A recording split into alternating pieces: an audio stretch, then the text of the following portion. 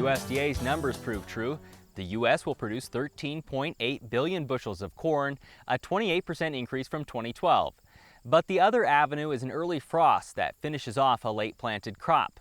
While Nebraska's corn is in better shape than the national average, a UNL corn simulation model shows farmers who planted their irrigated corn late could face a yield reduction anywhere from 0 to 13%.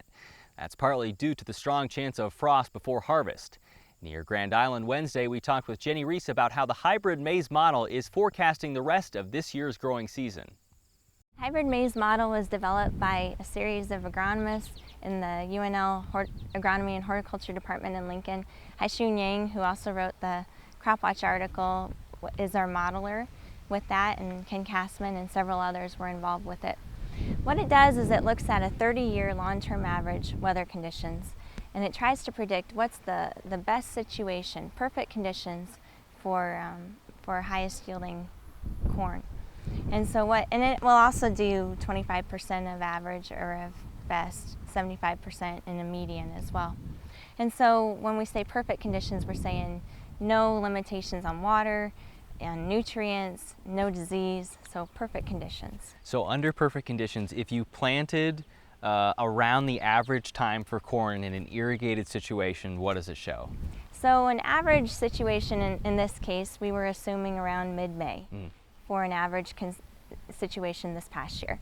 And with that, it was showing throughout the state actually up to 10% yield increase above the average, 30-year average. So that sounds pretty good for irrigators, but at the same time we need to realize those are perfect conditions, and we know that there are less than ideal conditions throughout the state too. Right. What if you didn't plant on the average maturity? If you were in one of those fields that was a little wet and you couldn't get in there right away, then what does the model show? So if you planted later after Memorial Day, then the yields are actually dropping off pretty heavily. And part of the reason for that is the increased frost potential that comes into play at that point.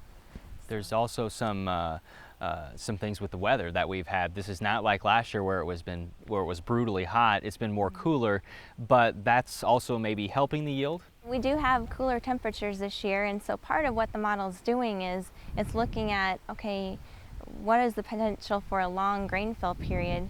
If we think back to 2009, we had that long grain fill period that allowed for high yields, but it was late harvest too. So that comes into play. But also, if you think about this year, we've had high solar radiation. We've had minimal cloud cover, a lot of high solar radiation. That led to increased yields last year too, as well as lower nighttime temperatures. What does dry land show in a dry land situation if you planted on average and if you planted late? What are the differences there? Dry land, whether you planted on average or late, if you plant late, basically you're seeing a bigger yield drop off than if you planted on average.